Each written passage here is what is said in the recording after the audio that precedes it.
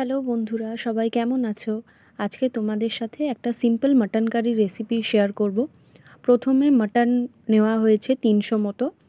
সেটাকে ম্যারিনেট করা হলো নুন, হলুদ গুঁড়ো, লঙ্কা গুঁড়ো, জিরে গুঁড়ো, ধনে গুঁড়ো আর সামান্য একটু টক দই দিয়ে 20 মিনিট মতো এটা ম্যারিনেট করে রেখে দেওয়া হলো। এদিকে কড়াইতে সর্ষের তেল গরম করা হলো, তার মধ্যে কিছু গরম মশলা ফোড়ন দিয়ে পেঁয়াজ কুচিটা দিয়ে হলো ভাজতে দেওয়ার জন্য। আর এদিকে আদা রসুনটাও বেটে নেওয়া হচ্ছে শিলে।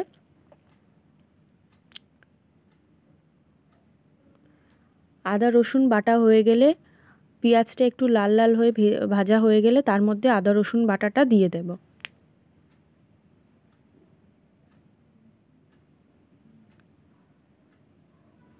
এবার আদা রসুন বাটাটা দিয়ে পেঁয়াজের সাথে একটু কষে নিতে হবে।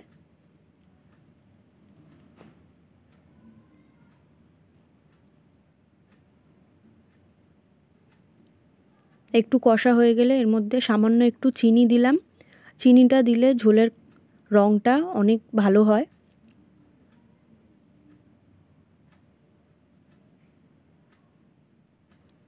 এরপরে দিয়ে দেওয়া হলো টমেটো কুচি,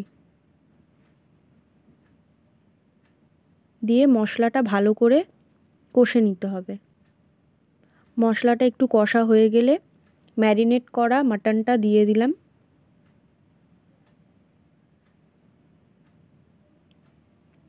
মাটনটা কষা হতে একটু সময় লাগে চিকেনের তুলনায়। ভালো করে এবার মাটনটা কষতে হবে যতক্ষণ না তেল ছেড়ে যায়।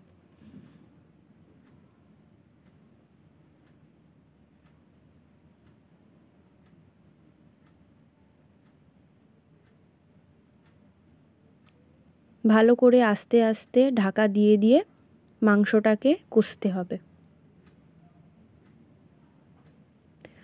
মাংসটা কষা হয়ে গেলে এর মধ্যে দিয়ে দিলাম নতুন আলু। নতুন আলুটা কাঁচাই দেওয়া হলো, তাতে টেস্টটাও ভালো হয়। আপনারা নিজেদের মতো আলু কম বেশি দিতে পারেন। যেহেতু আমরা দুজনই ছিলাম তাই 2 টুকরো আলুই দিলাম মাংসতে।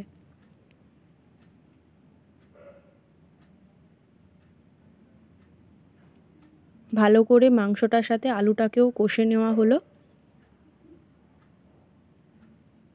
এরপর এর মধ্যে দিয়ে দেব গরম জল। এর মধ্যে কাঁচা জল ইউজ করবেন না, কাঁচা জলটা দিলে টেস্টটা ভালো আসবে না। এর মধ্যে গরম জলটাই দেবেন।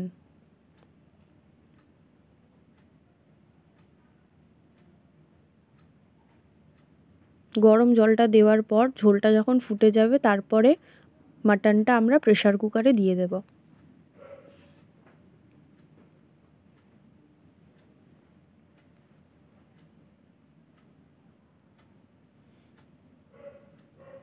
ঝোলটা ভালো করে ফুটে গেছে, এবারে প্রেসার কুকারে দিয়ে দিলাম। প্রেসার কুকারে দেওয়ার পর একটা সিটি দেব জোর আছে।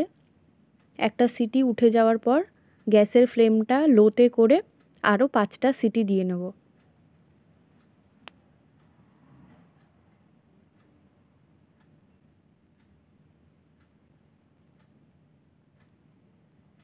একটু কাঁচা লঙ্কাও দিয়ে দেওয়া হলো, এতে টেস্টটা আরও ভালো হবে। সামান্য একটু নুনও অ্যাড করা হলো, নুনটা একটু কম ছিল। আপনারা নিজেদের মতো নুনটা দেখে নেবেন। আলাদা করে আর এর মধ্যে কিছু মশলা দেওয়া হলো না, কারণ আগে থেকেই মাংসতে সব মশলা মাখানো ছিল। এবারে আমাদের মাটন কারি একদম রেডি। কালারটা খুব সুন্দর এসেছে। তোমরা সবাই এভাবে বাড়িতে একবার মাটন কারি বানিয়ে দেখবে। অনেক লাইট হয়েছে, সবাই খেতে পারবে আর ভীষণ সুস্বাদুও হয়েছে। এরপর আর কি, গরম ভাত না হলে চলে। ভালো লাগলে ভিডিওটা লাইক করে দাও।